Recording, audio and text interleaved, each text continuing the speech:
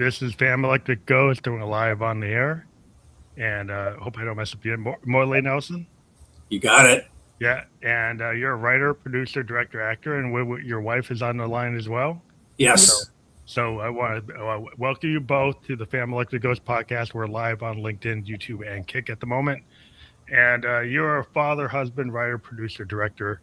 You're known for projects such as AMC's Walking Dead, Bad Robot, Hulu's 11/22/63, more recently, Uncontained, which we are going to actually put up I have a QR code for that, so I'm going to put that up right now. So that's the QR code for your Amazon. I think that goes to the Amazon link. Right. And it's the same link that's down below, but that's not clickable. So people can kind of check that out as we're talking. But what's interesting is I love to talk to creative people. And I always ask every guest a couple questions before you get to the heart of your story. Yep. What motivates you and why do you do what you do? Boy, that's a really tough question. I think when you're creative, it's interesting to be called creative when you're creative. I think, how that goes, right? Like people are like, so creative, right? And it's like you're. I think being creative is great, but it's nothing if you can't execute it, right? So I think you have to pull these ideas, and from a writing standpoint, you have to pull the ideas out of your head and then articulate them so that other people can understand them. Mm-hmm. I think that's the key, is that I feel that a lot of my creativity for me is that I want to reach out to people and connect people and communicate with people. I love watching movies. I love listening to music. And I think when you get down to it, a lot of that is just connecting with other people that you will never meet in your life. But at the same time, we have these commonalities and these commonalities that we like, that we enjoy. And I think that adds so much to life, because life is hard, right? And so if you can enjoy someone's creative elements, I think that's one of the most beautiful elements we have in our world. So I think that drives me to share. And then the other thing that I think drives my creativity is that, and I think this is probably less creative side, more fueling the creative. And that would be just seeing more. I want our kids to grow up seeing more people that look like us on television. Because I had to grow up without seeing hardly anybody. And when I did, they were terrible representation of what we, just being normal people. Right. Yeah. So getting away from the stereotype, moving into just being seen as equals, right? And so that's kind of why we do it. That's what drives me, at least, for my writing and for my acting. Acting, I guess, is just something we were talking about that the other day, and I don't know what it is that drives my need to act, but I just it's something I have to do, and I wish I knew why. So a lot of people was like, oh, I remember the moment the acting bug bit me. And I don't know if that was for me. I was a lead in the high school play, and then that's why I was a theater major in college. But I think it's something that there's some form of art in all of us intrinsically. And I think if you can identify that, and if you can actually pluck those strings, then it's a matter of how far do you want to take it. And I think that's, for me, I'm willing to do whatever it takes. I'm only writing and directing and producing so I can act at the end of the day. But it's, living life through, it's a lot of catharsis through acting, but it's also, I think it's kind of giving birth to, I said it a lot when we were shooting our movie. If the movie's a baby, it's making sure you're taking care of the baby at all costs, and what's healthy for the baby and what's not. So what drives your creativity? Oh, you're going to ask me? Yeah. I think that for me, creativity is all about connecting to emotion. So it's connecting to how I'm feeling, but also trying to create something that connects to other people, because I like that connection. I like being able to put something in a visual way that people can understand it, they can digest it, and then they somehow feel it. And so I think that's why I probably always make my gifts. I always do everything that is I don't usually buy cards. I usually write the cards or draw the cards or make Yeah, the cards. Yeah. Because it just, personal. But it's a personal touch. yeah. Yes, exactly. And then I think it's interesting too, because you can have, creative is such a gigantic spectrum, right? And so the first person I always give my scripts to are her, because I know she's going to be number one honest with me, right? Because creatives cannot take like Criticism. when you're exposing the nerve and the root of the nerve, and you're like, I'm going to show this to the first person and put it out in the world. It's like, you're really vulnerable. Yeah, their vulnerability. Yeah, Yeah, right. And creatives are horrible at criticism, like just terrible. Like we are the worst people to say anything that, like breathe wrong in the wrong way, in the wrong direction. You're like, oh, what do you know? Whatever. But it's funny because I think about creativity. I think it's interesting because I think every human being is very creative. Yes. However, people who become like creatives and really take it from the inside and take it from like their guarded space, and then they put it out in the ether and they put it in the world. You have to kind of get your back up a little bit. And like musicians, we run into it all the time because when you first start learning, nobody wants to hear you because you're trying to right. And then you get to this point where you put your 10,000, 20,000 hours in. Yeah. Are you going to be a bar band or are you going to write your own thing? Yeah. And then when you have the courage to actually put your own thing in the world, I think it's everybody runs that. From the actor that's a writer director like you guys are doing, and to the painter that's willing to like put their own work, not just copying Renoir, but actually doing their own thing. Yes. I think that's where that the rubber hits the road. Yes. You're willing to put it out there. You do get haters in this world with the ether. Yeah. Haters show up everywhere. Yep. And then you're like, okay, whatever. You're like, my tribe will find me. Law of attraction. Yes. Yeah. Yes. Exactly. And that's kind of like how I would say we felt like the day, like right after the movie premiered and went out. I mean, it was like, now what? Yeah. And then we started looking at all the reviews. Yeah. Oh, how did that feel? Yeah, you can't put it back in the box, right? Like once you do it, the genie's out of the bottle. Like you open Pandora's box, like you're exposed, and it's kind of like, and there's when you put something out, like you said, in the ether in mass. I mean, it's like the entire world can see it, and you cannot pull it back. No, like it's just there. I mean, and when you, to me, when you're an artist, you can break some eggs. Yeah. Like the first piece you put out is never going to be what your thousandth piece that you put out. Like as a musician, we put we have hundreds of songs, thousands of songs. Yep. And then the ones we choose to put out in front of the world. And we're not, like again, when you have somebody review your work, a lot of times we find that we're not the best arbiter of what we should call out. So a lot of times you have to go and have like beta people. Yeah. If I pick a song, like my beta people or the people I trust, and say, you know what, the song you think is it, that's not it. Yeah. The one that you don't think is it, that's the one. Yeah.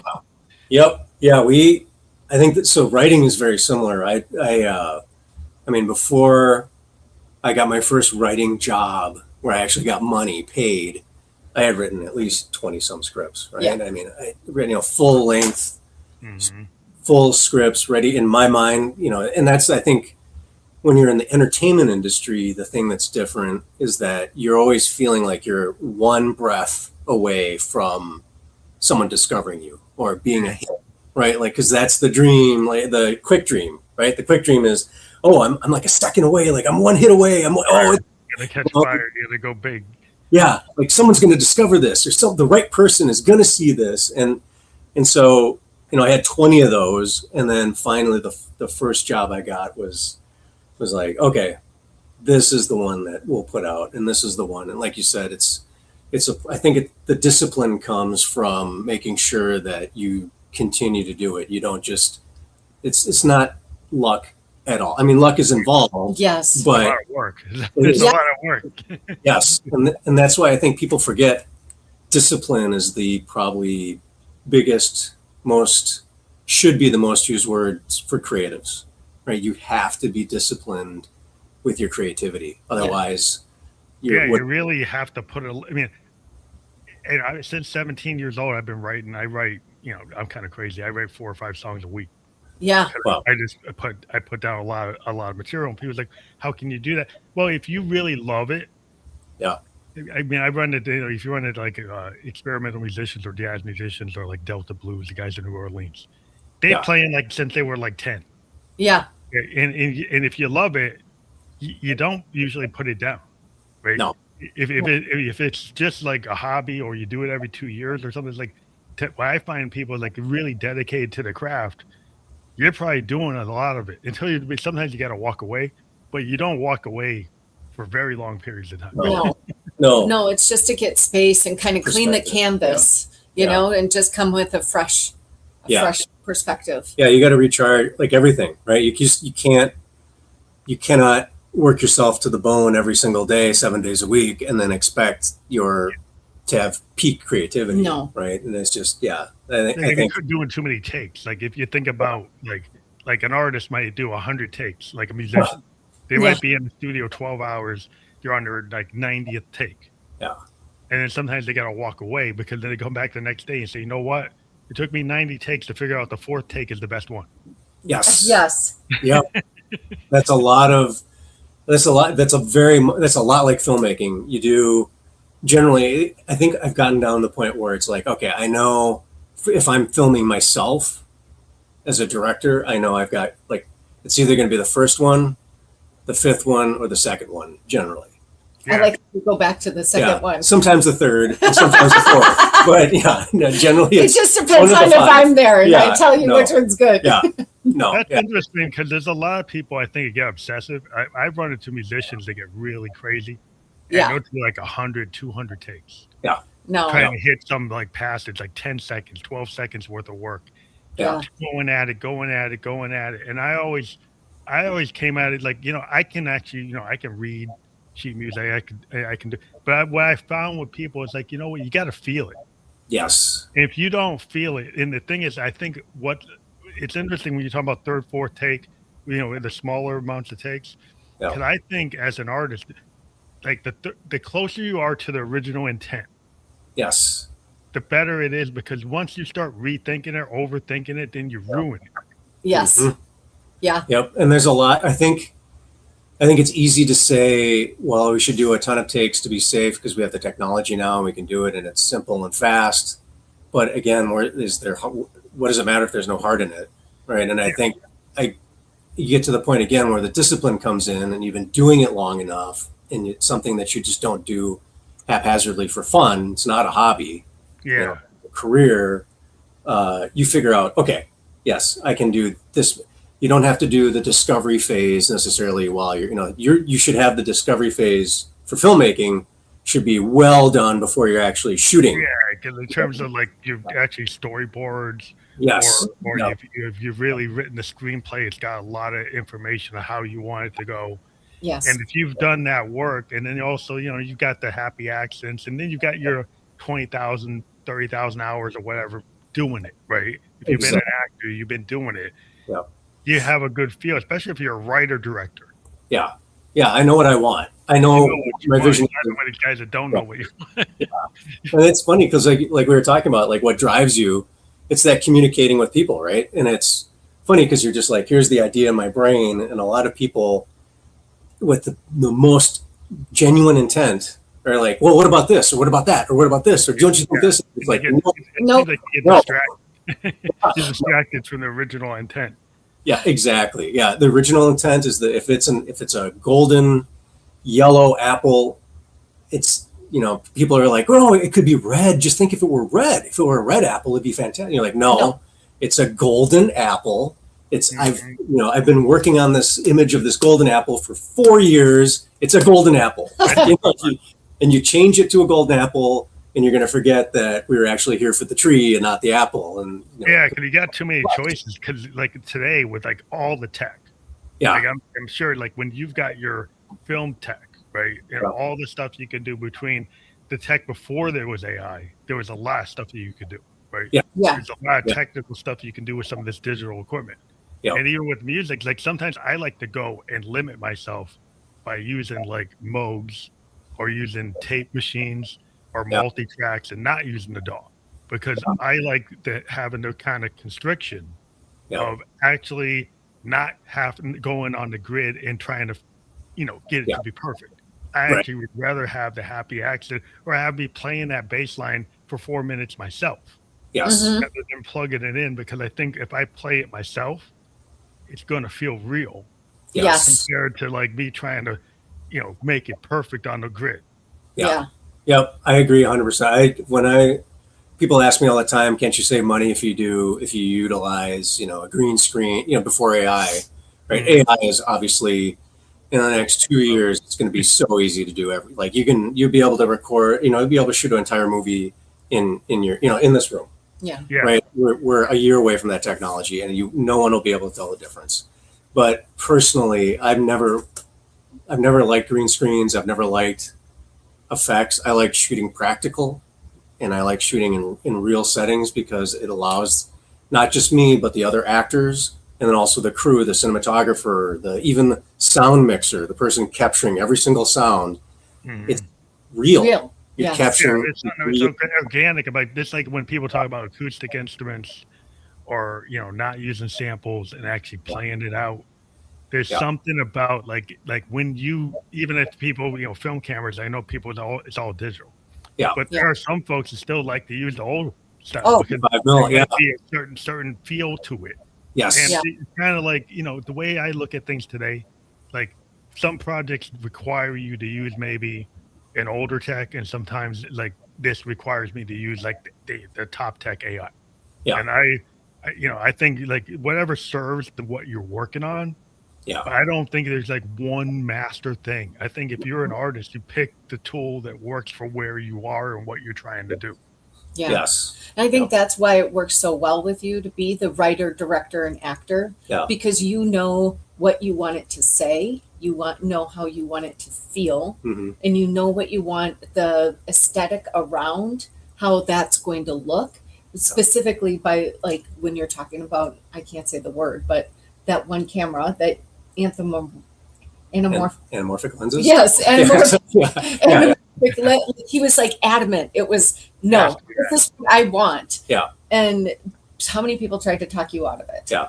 And I think that's what's so cool about having so many strings. Yeah. Like you were mentioning earlier, is then you get the product exactly the way you want it to be. And I think the difficult part, I think, when you have like a strict vision, because it's not a vision that, I think there's a lot of beginning writers or first time writers, and they think like, that means I stick to what the story is, and no one can convince me different because what I have is the best.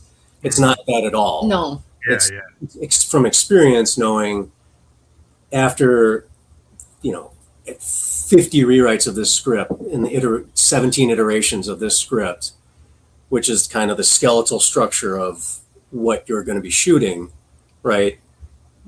It's vital to storytelling, and it's vital to connect with an audience, that every scene that leads into the next scene makes sense. Mm-hmm. The previous scene has to make sense Yes. for the scene you're shooting, and then that scene has to make sense for the following scene.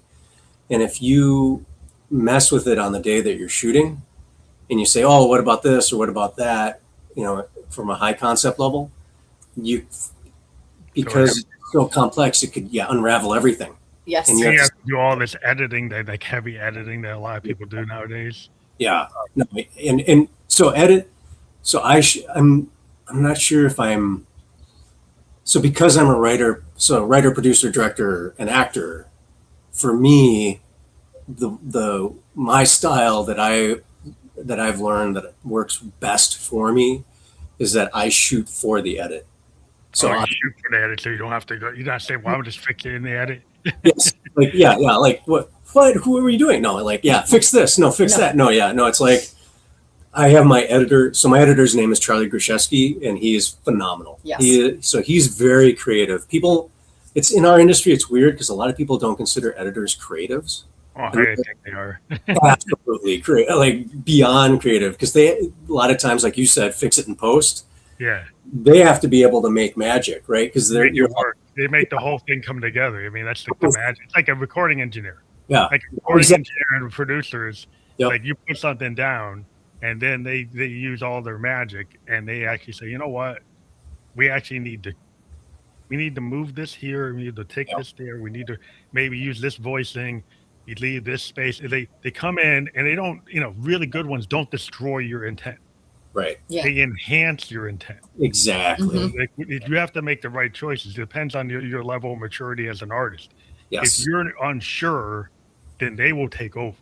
Yes. If you are very sure, then they will enhance your vision and they won't destroy it. But if you're unsure, you could let them destroy it.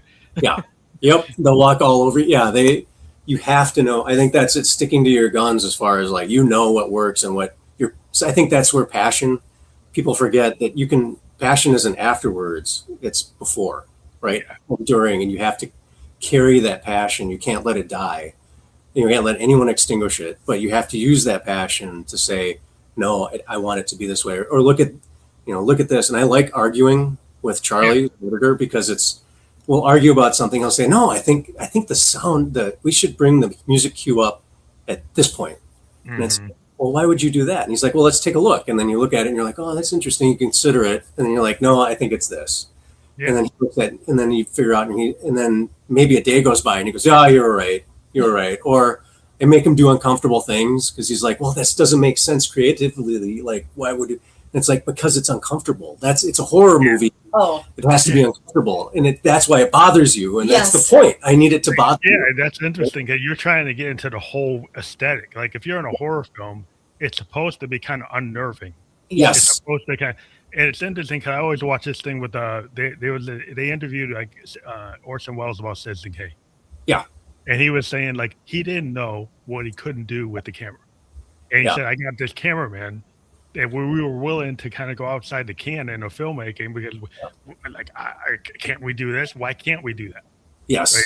So if he went to push the edge, with the slides and all these interesting camera angles and using the shadows and the way they came in on people.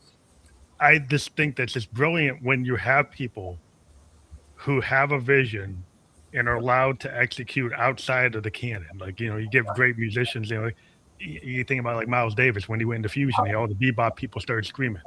Yeah. That's not jazz. It's like, Yeah. it's not, like this is the new jazz. It's like it doesn't matter if I'm the bebop king. I don't want to do it anymore. Right. I want to do something else. Yeah. People, I think, and that's the problem. I think it's amplified today because it's so easy to see everything, right? You have access to everything. I mean, for just a few generations, we've had access to everything and anything in the entire world. Yeah. And I think it's easy to say, well, it needs to be this way because without even like subconsciously, you're like, well, I like this style, right? Whether it's music or art or film or Yeah, you can get into the clone mode. Yeah, Like, exactly. we have so many people that are remaking the same film Yes. Oh, and then doing it badly. Yes. yes. But And they, it was Yeah. like I'd rather see something new. I Yes. always like going to indie people. I've always been in this thing where I like emerging independent artists because I don't want to see the same thing over and over, which No. is like the clone culture of like the ether yeah, and the internet. Is it like you get put into your little tribe and the algorithm gives you exactly what you like. Yeah. yeah, You never push yourself to like something that's outside of that. yeah. And I always want to get pushed. Yes. I love tasting from. So we have, our two kids were, so in our movie, we had our two children, our dog, obviously Nick, right? And we shot in our house. Mhm. And we always tell our kids when it comes to, we were worried about, going back to criticism. We were worried that because it's so easy, and things are so tribal now, and so everything's so accessible, right? We're like, hope that people like the movie, but you got to assume that a lot of people are going to be mean and they're going to say things. Just to be mean. Yeah, and It's just edgy to be mean. I mean, the way Yeah. the net actually pays you more if you're mean. yeah, right, 'cause it's more engagement, right? And Right. so we prep them, and it's Brooke. At the time we shot the movie, our daughter was 3. 3. Yeah, so she was just 3, and then we had and our son was 7. And when the movie came out, they're a little bit older, and we're trying to explain to them, to me it's silly because your taste is subjective. Your taste is your taste, right? And we're dynamic. Every human being is dynamic. You can like more than one thing. Yeah. And so our metaphor is always like, it would be silly for someone to say, "Oh, you like chocolate ice cream? That's disgusting. How stupid can you be to like chocolate ice cream?" That's like, I like chocolate ice cream. Like, I don't know why I like it. People just like what they like. And so, like, and I think everything has a place. Like I say, a law of attraction. You put something out in the ether, and everybody can tell you to put out brand X.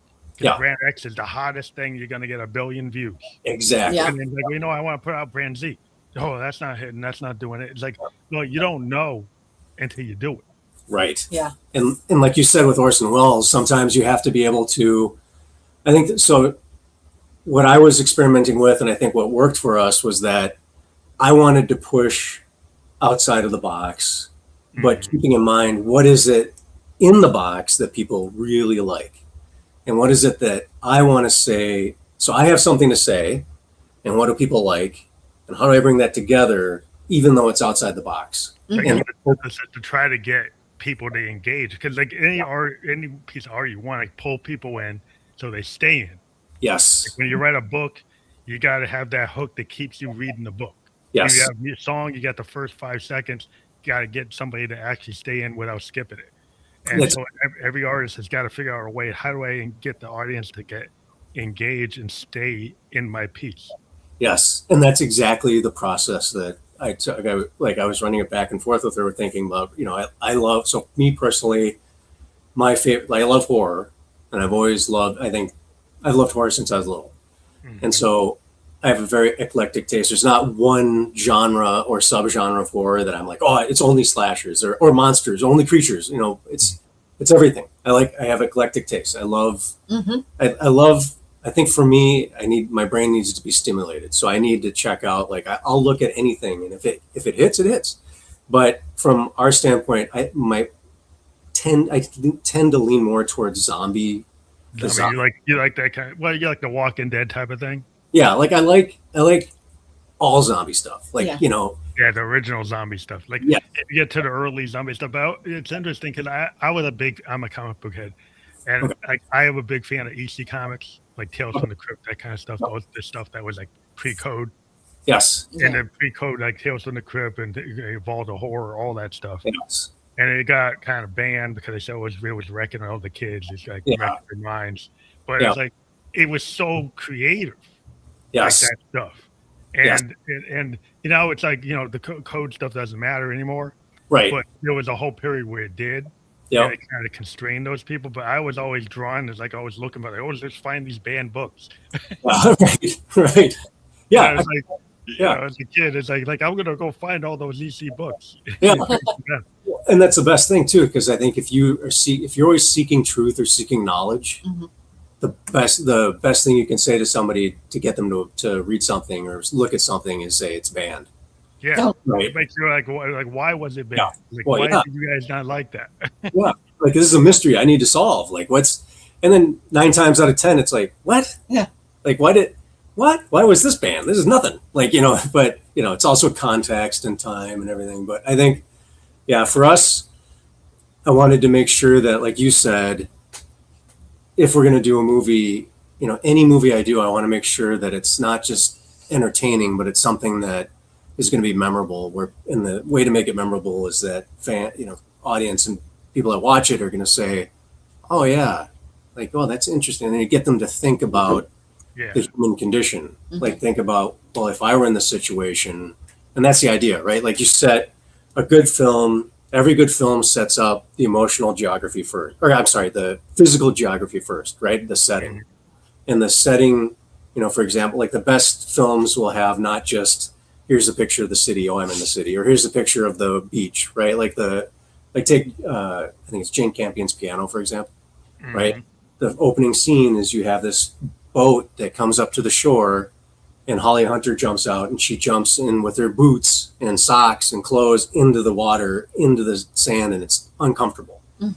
But so that's the physical geography. Well, you immediately, as a human being, identify with that, right? Like, immediately you're like, oh, emotionally, I know how that feels. Like, yuck. Oh, it's cold and disgusting. And but what that does is, as a storytelling tool, that has now pulled you in to identify with the character. And now you're at at worst, you're standing next to them and feeling what they're feeling. At best, you're living vicariously through them and you're seeing through their eyes. You're being empathetic, which is great. And then once you have that established in a story, you can go from the physical geography to the emotional geography, right? And then that emotional geography, you have people watching and they care what happens to the character and they care what, the tension pulls them along with the character so that they fear for the character or they hope for the character.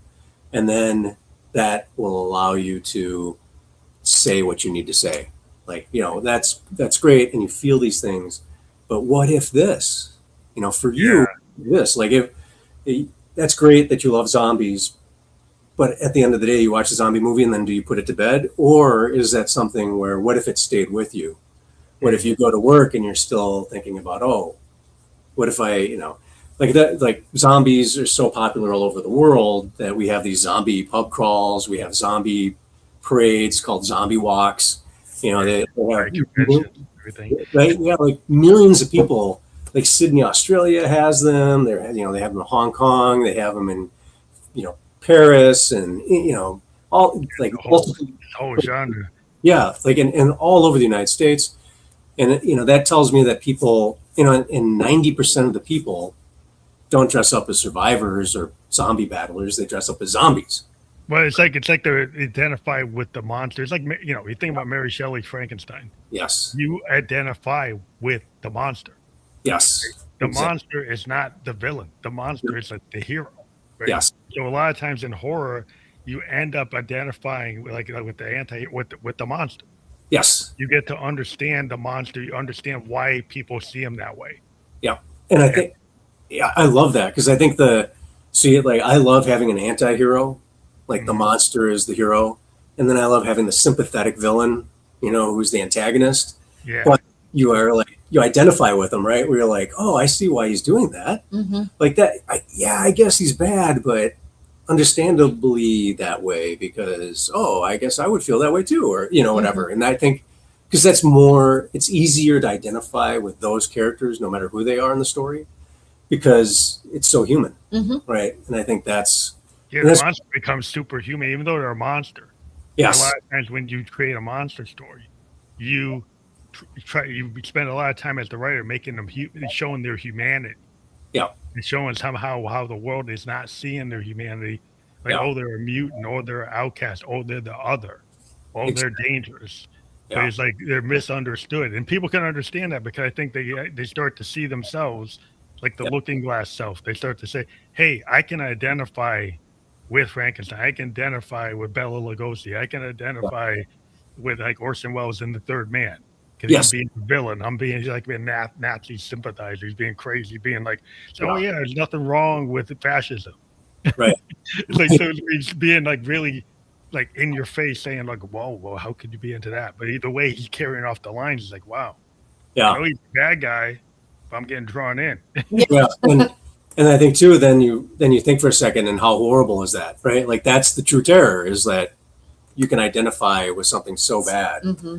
Right. And then, like like you're saying, for example, Frankenstein, right? That's saying like, it's much worse. Or even now, like modern, we have like a moment for body horror, right? Like The Substance came out and, or the movie Together, and people identify with the characters, but then when something horrible happens to them, that gives you the creeps. Well, that's because it's, you've identified with them and you think about it like, so you're having sympathy for the main character. But I think, the other thing I like too about, you mentioning like all the older movies like Orson Welles, and I think he had one of the better quotes for filmmaking as a whole, or creativity generally as a whole. And I'm going to murder it, but it was the fact that obstacles are the best motivators for creativity. Yeah, putting like roadblocks in your way and putting obstacles actually makes you get better. Yes. Like if you put yourself like, like sometimes musicians will purposely not use the best mic, right? We purposely maybe not the best guitar.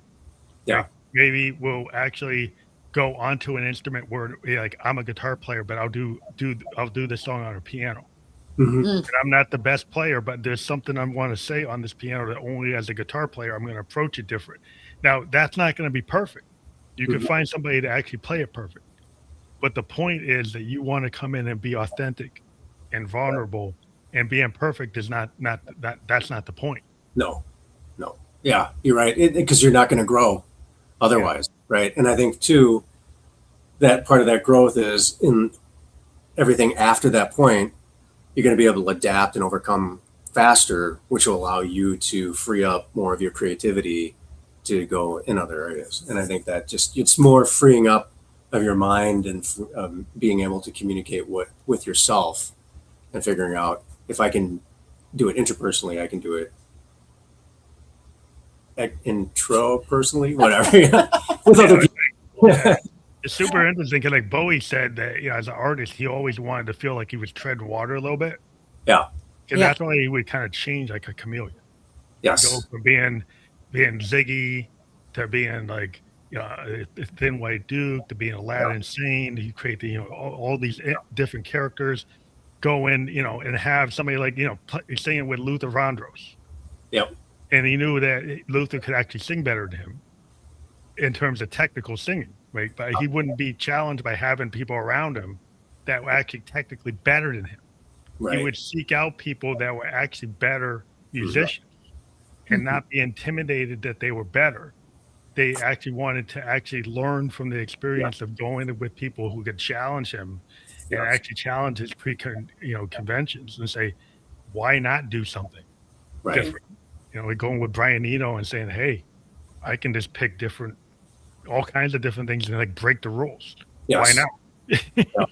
And I think that's the key to collaboration is you want to find somebody that is, and I think that's the most frustrating part for any artist is not finding people that will push you, right? Like at your level and having to, because I think we've all coming up as an artist, in the beginning, you're just desperate to work with anybody. Mhm. And we've all had to do like all the not fun, bad experiences, right? Like we've all worked with people who are terrible at their jobs. And I think you suffer, that's part of suffering through it, right? But without even knowing it, having to compensate for their lack of what you need makes you a better person. And, Yeah, you kind of work with what you have, like you work with the budget you have, you work with the situation, with the people you have, and then you try to do the best work that you can.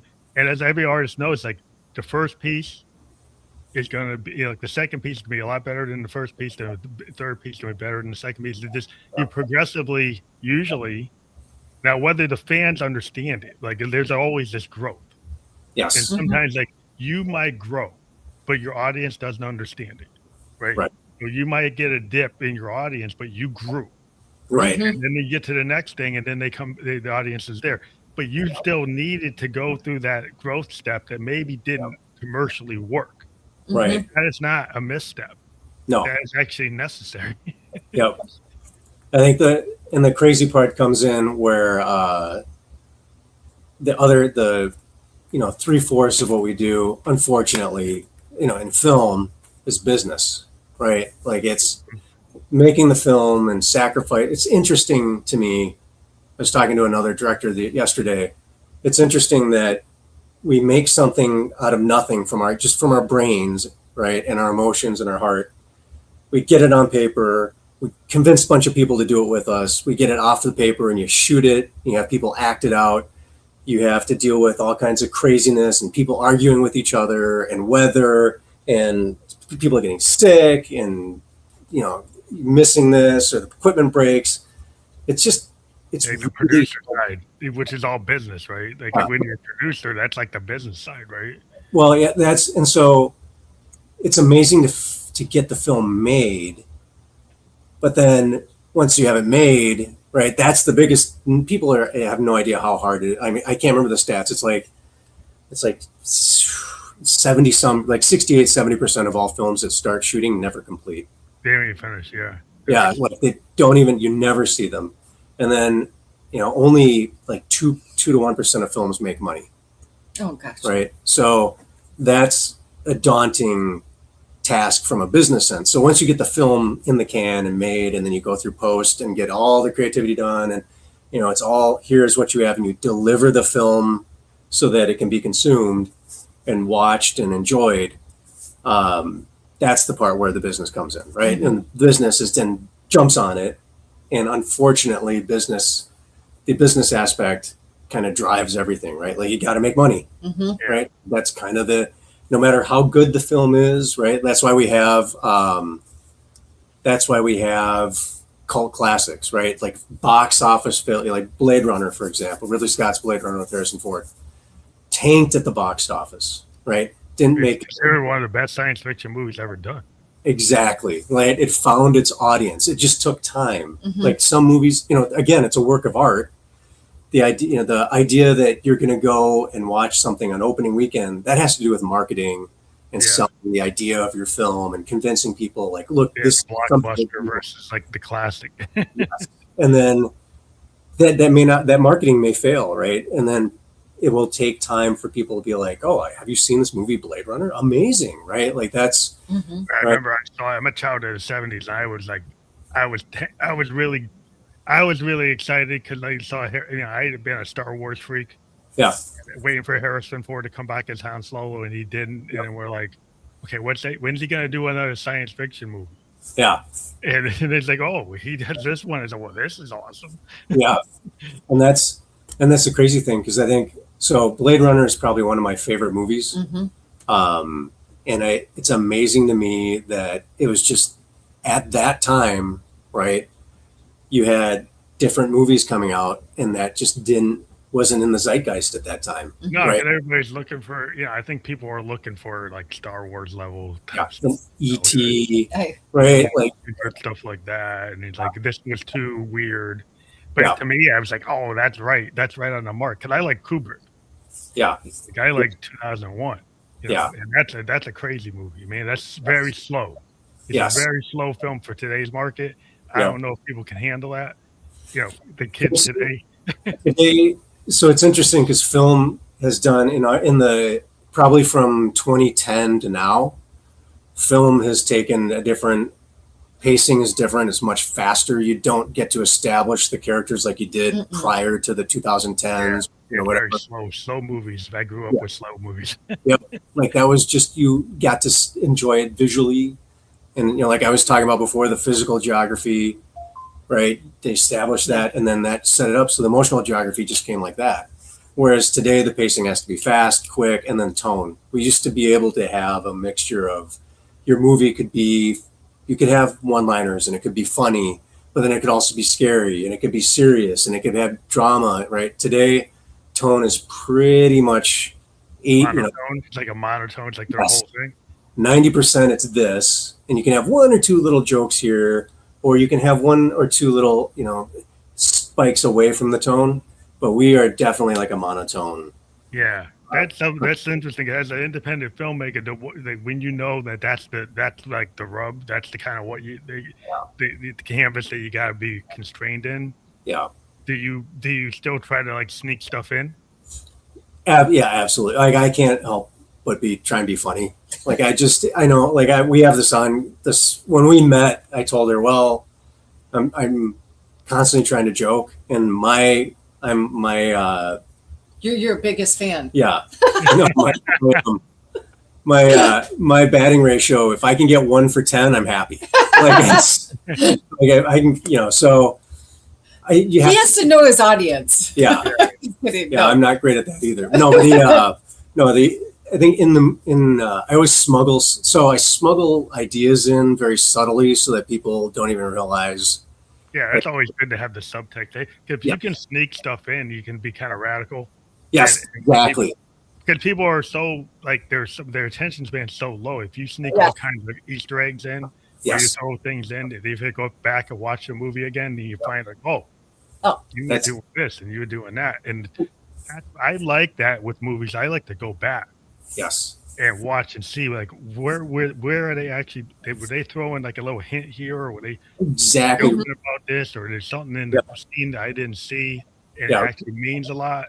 Yep, rewatchability, right? Like you want to make something so subtle and up for. I want the audience to be able to say, on one hand, this is what I think the movie is, and that's the goal, right? Like what is their interpretation? That is the goal. Whatever their interpretation is, they're right. Yeah. But also, I'm, subtly putting stuff in, and I've thought about the story so much that all those details, sometimes I'm shocked. I'm like, oh yeah, I made sure that the peanut butter jar was there. Oh yeah, because it has to later on. That's the seed that in the plant.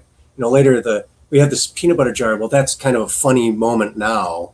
Yeah. But that allows for the scene 17 scenes later when they feed the peanut butter to use it for something.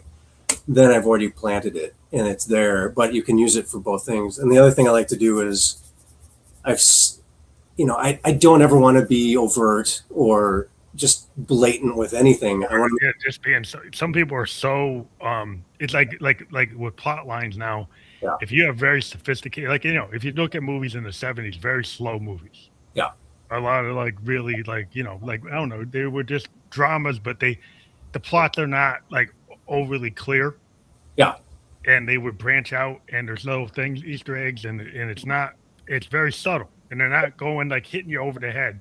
Yes. If you don't know who the villain is. You don't know what really happened. It starts to, you might not know to the last 10 minutes of the movie. Exactly. And today people are like, I gotta get hit over the head. Yeah. Be told exactly what it is. Yeah. And that's where's the fun?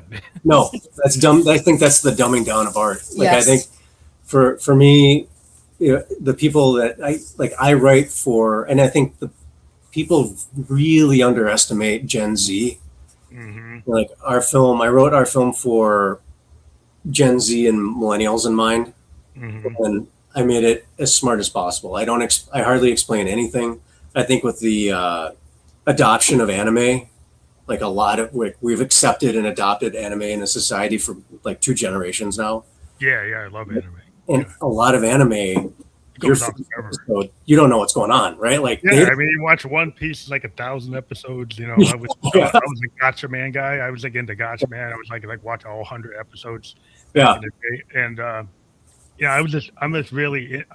like Cowboy Bebop, but Shinichiro Watanabe. I like everything he does. I lived in Japan for a couple of years. For 2 years. Cool. And I just was totally enamored. Yeah. With the stuff, I was watching Japanese TV and watching it on the channels as it was coming out. Yeah. And I was I was just loving it. I was going to Shibuya and going to Electric Town, and I was hanging out and I was just in my own world. I loved manga and anime before I went to Japan. Okay. Yeah. And then when I got there, I went crazy. Well, how could you not, right? I was that's it. The whole thing is I still to this day watch a lot of Japanese TV. Yeah. I actually have Japanese TV coming into my house, and I actually watch Japanese dramas and Taiwanese dramas and K dramas. I'm just because I don't know. I get bored with some of the Western stuff because it's so predictable. Yes. I like seeing the different stories coming from the different aesthetics that are not Western aesthetics. And and it's interesting to me because I don't know those aesthetics, so it's not boring to me. It's interesting. Well, and I think alongside the companion to that with kind of the standard Western series or the standard, that's all comfortable because it's the same, right? That's why you can have every episode, it's going to work out, right? And that's just comfortable. The familiarity is comfortable. Whereas if you look at a lot of African or Eastern or even some Eastern European, it's different. And Asian, doesn't always work out. No, it's going to not work out, right? And they don't hold your hand at all. You're thrown right in the middle of a scene and you're like, I got to figure out what's going on. But I love that because I'm actively engaged. Your mind should work. You shouldn't just be hit over the head. No. And I think because you can do that. I did that with our film. I don't want to explain anything. I know that our audiences aren't stupid. Yeah, but I think you got to trust that your audience is sophisticated enough. Yes, exactly. You can do the work, and you really you had 50 million views, you had 55K budget, you had $1.5 million. That's awesome. I mean, Yeah. it shows people that say, indie stuff doesn't work. Yeah. Yeah, it does work. I mean, I've been a big follower of indie people, Yeah. indie creators from all different aspects, from film to music to art. And I feel that that's where the energy comes from. Yeah. In the culture, I don't care about the top 50. Yeah. I'm looking at all the people coming from every which direction. Right. And that to me is what's interesting, and why I get up every morning is to look at art that is being pushed by people who have very good vision. Yeah. And maybe you broke through with this one and got to that level with 50 million views, but that doesn't always happen. Sometimes people only get 50,000 views or 100,000 views, or I get bands I follow that maybe under 100,000. Yeah. And right again, she said, well, unless you're doing a billion streams, you're nothing. Right. Well, you might be something to me, because I still think I feel it. Yes. And that's all that matters. Like that. Yeah. So, well, from a creative artist standpoint, but then, the business standpoint, that's the duality, right? From a business standpoint, like you just said, if you don't get a bazillion streams, you don't matter. And it's that's the thing. Like, if you can't break even in the film industry, then you don't matter, right? Then it's, either you're never going to work again, or, here's your second shot. Good luck. But it's that all that stuff is fascinating. Like, having to deal with something that I think in our era that no one has, it's not the traditional model. It's not the studio system anymore, where it's let's throw $100 million of marketing at it and it'll succeed. It's like, for us, we had a zero ad spend. So we had no money for marketing whatsoever. But this thing called search engine optimization, right, allows you to have nothing. And if people connect with it, it's like true organically, the algorithm. You're able to actually take advantage of the ether and be smart with the algorithms and kind of push yourself without the crazy ad buy that the studio system would tell you have to do that. Yeah. Right? But you found a way to still do it.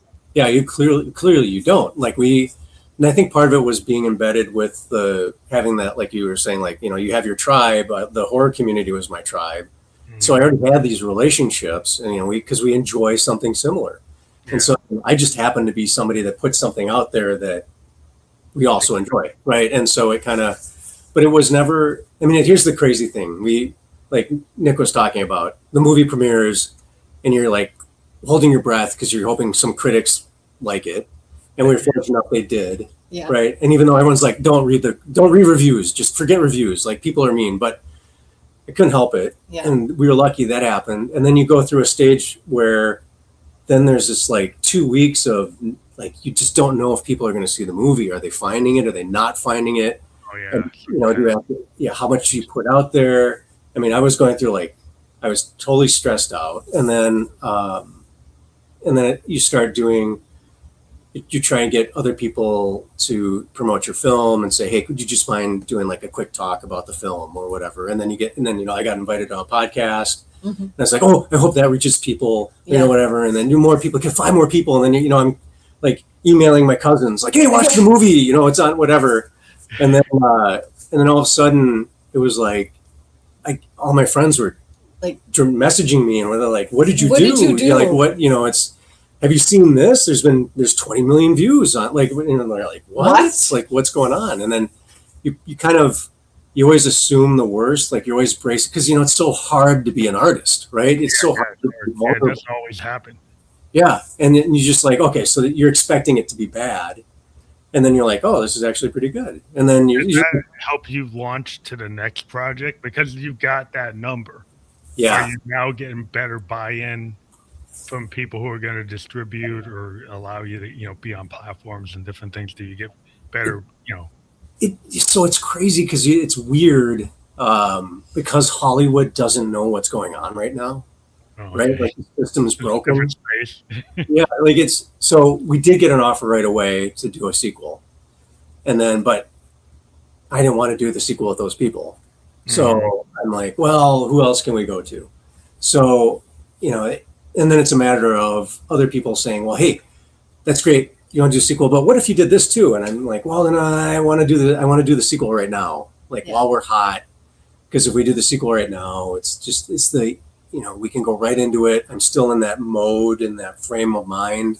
If I have to do one of the other projects we have, it's so completely different from what we're doing. It just, I have to shed that skin. And once you shed that skin, it's on the back. Yeah, I don't want to put that back on, right? Like that's discarded. And plus our kids are growing like weeds. Yeah. So, they're the main characters in the movie. So you had to get the continuity. You kind of got a time box. That's gone. Yeah, you can't go from like, hey, I'm gonna kill those zombies to where are the zombies at? It's like Yeah. So that's a big part of it. But it's interesting though. You get people that reach out that you wouldn't expect to reach out. Like it's just like the craziest people have connected with us. And that's interesting. Like unexpected. Like in my brain, I thought, okay, this studio or that studio is going to say, oh, great, congratulations. How would you like to do a project with us? Or how would you like to do that? And instead it's been studios or production companies that are like completely off my radar. So totally not even your genre, maybe? Exactly. Like, in fact, so we just picked up a producer.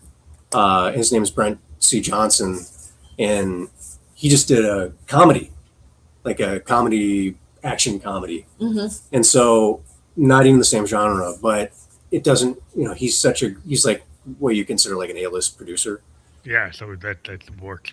Yeah, like he knows he's done so many different films. You're like, okay, he knows. He probably knows, oh, this guy will be good. Yep, and I think it's a little easier.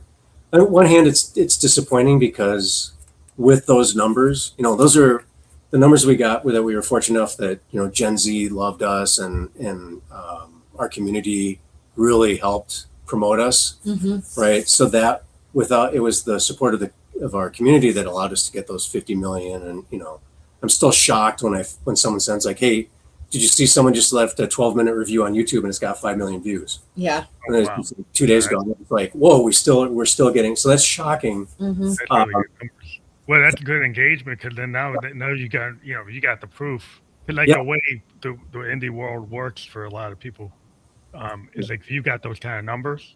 Yeah. And you can kind of say, yeah, I can do it, right? Exactly. Like you can't. That's something that can't be taken away, right? Yeah. Like, so we could argue about, well, you owe us this much money, or oh, well, like the books are this, or the books, oh, well, maybe these, whatever.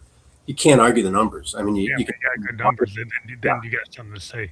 Yeah. You got something. You say like, now can you actually understand my vision can work? Yes, exactly. Yeah. And I want to do the exact same thing. Just, think about return on investment. Like if I did it with 55K, what can I do with 500K? Yeah. Right? Yeah. If you get the budget that actually lets you even expand that vision at a higher level. Yes. The next level is like every time you come in to something as an artist, is like you come in at a shoestring budget, you do this, that.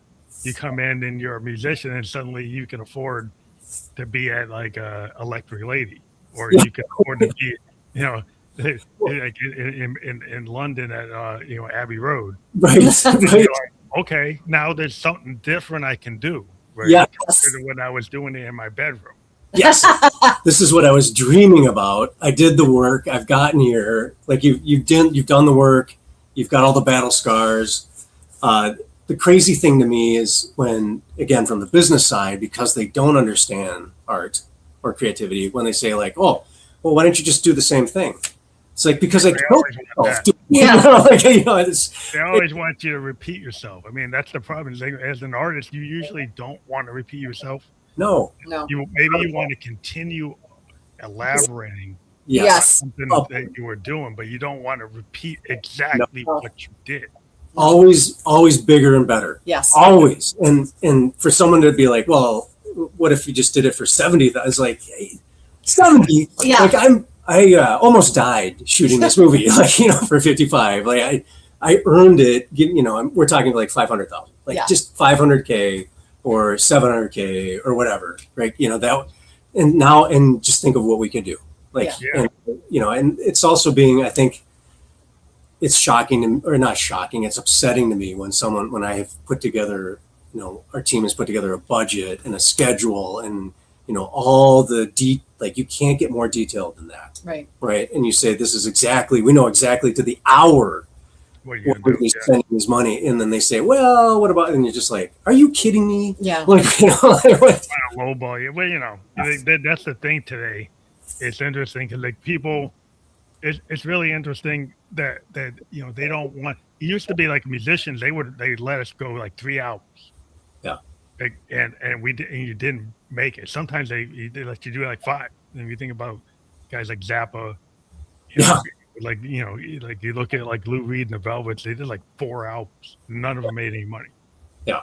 And they're on the label for like 4 years, more than 4 years. Mm-hmm. And then suddenly by the 70s, everybody loved it. Mm-hmm. Mm-hmm. From 66 to 70, nobody loved it but other producers. Mm-hmm. Other producers thought they were awesome. Mm-hmm. But no, the fans didn't really know about it. Mm-hmm. But that tends to be like, that used to be the model, and then some people had room to grow, and get better, and now everybody just wants you to be fully established day one. Yes. Uh-huh. Yeah. It's almost like I hate to say it, but everyone's like, you got one shot. That's it. Right now. Yeah. Like in today's day and age, here's your one shot, shoot your shot, and then either it's going to take off or you're not. And it's kind of like, that is so much pressure that I think older generations, in talking to studio execs and talking to like lifelong producers, the generation that came up in the 80s and the 90s and 2000s, it is so much a different industry now. Like the framework is so different that I guess the added edge with all this tech, yes, with all this AI and stuff. Somehow now, the same thing with like all different types of artists. There's a lot of artists in the indie world that would have never been able to stay on a label, that have been able to actually operate independently for like 5 years, 7 years, 10 years, totally independently, and keep on putting out output. And with all this leveling up with the tech, potentially that expands to people where there would have been so much money needed to do it, that now that you could actually do it and maybe be living in this underground space longer and percolate more than what was possible before. Yeah, but it's interesting. In the film world, I think the structure that's broken now is that it used to be you would start off in a low position on and then that would allow you to network, and then you get onto a bigger position, and then you work your way up. Do your own thing, but you have to be part of the structure before you can do anything. Yeah, right. Like you would have years to develop yourself as a filmmaker, working like various departments, and because there's so many productions going on, like there's so many television shows with 24 episodes, and there's so many movies being, like the studio is making 20 movies every year, and like an apprenticeship, like you're actually like working like that. Exactly. And there's so much opportunity, but it was structured opportunity. All the studios were doing the same thing. You had writers' rooms, and you had, like it was technically an apprenticeship, and you had certain ways to work your way up. And then after, post COVID and post the strikes, all of a sudden it's not that at all, where production's down 67%, right? And there's just nothing being shot right now. And you have all these studios that are empty, and you don't have opportunity to follow or get mentored or whatever. But because of the technology, you can take, instead of networking with somebody or being on a studio lot and working that kind of tiered way up, that climbing the ladder, now it's go be creative and go shoot something. Yeah, do it DIY. It's like kind of like indie musicians, like all these big bands like Pearl Jam. They all left the labels and said they'll be independent, just like the smaller bands, because they have more freedom. Yes, and they can actually put out what they want. With A&R telling them what to do. Yes, and they can. And so then you actually have a lot of experimentation. A lot of really good stuff is happening in the underground. Yes, right? In the kind of areas like where the Velvet Underground or the big stars or the Sunrise were coming out of the old worlds. Yeah. That's where all the real great stuff, like Yeah. your stuff, it's like, hey, it's all coming from different. It's not coming from the big systems. It's coming No. from outside, from independent people. And it's interesting because I think for film, at least, I don't know if it's like that with record labels, but you still have the corporate structure where if you want your movie to be seen, You have to deal with them. Yes. and you still have to deal with, and you still have to, the attorneys are involved, and you have to, we got to make sure this doesn't happen or this doesn't happen or what about this and what about that, and then they still are kind of the middle persons. Yeah, there's still, like, everybody's saying there's no gatekeeper, but if you really want to break through, Yeah. there's still even in the music world, they say, oh, there's no gatekeeper. Yeah, there are. Oh yeah. All the streaming services have integration with the labels, Yes. and they are actually controlling what's really breaking through at a big level. Yes. In the underground, like, you can percolate, Yeah. but you ain't breaking through unless you get agreement with them. Exactly. It's the same in the film world. Like, you can't distribute your film, you can't distribute your film widely unless you deal with a studio or a distributor. And a lot of times the distributor is a studio. And we did that. We went through a studio distribution, and that's why we were able to get on Amazon. Right. Yeah, that's cool. But that's an awesome story that you were able to get to that. And that in itself is like, that's a lesson you could probably do a seminar to other people, like, but maybe you don't want to give away the secret sauce. But I mean, the idea, it's just really cool that you did the work. That's what's awesome.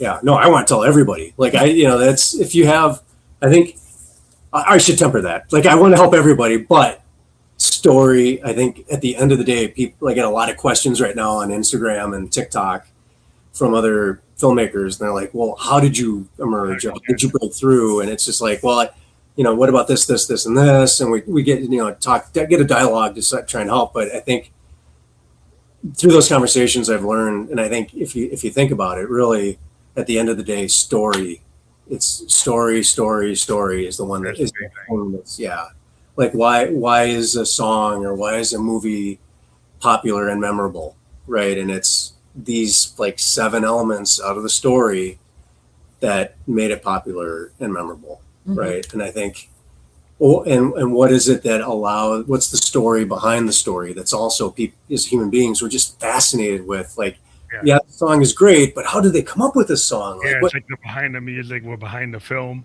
Yes, exactly. Like, wait, how did Billy Idol break through? Like, who is he with? Like, what? I love the history of all art forms, and like I said, I watch that whole thing on Orson Welles. I watch documentaries about, like, how did Lou Reed finally break through? Yeah. And how did big stars suddenly get popular? When nobody was listening to them. Right. But it's like I always go for the underdog. Yeah. I've always been like, oh, the Sunrise, the top. Yeah. People are like, what? It's like, they're the best. Yeah. But I'm always rooting for the person that's like, Yeah. Maybe nobody thinks they're the best, but I think they are. I love that. I think that's the thing. Like, number one, I like what connects, and also I like the underdog story because we're underdogs, right? Yes. Like, I think 99% of all of us are underdogs, right? And I think so when you do break through, it feels so good, right? And and then you want to see other people break through. Yeah. But that's the thing, like, you don't, since the beginning of time, right? Like, it's so hard if you don't know anybody. Yeah, right? You gotta know people. Yeah, if your dad's not somebody, your mom's not somebody, or you didn't go to school with somebody that's somebody, right? Like, in order to break in and just start, like, from the outside and to get into the inside, that's also, like, that is, that's the story of our times, It's like, how do we get more art through?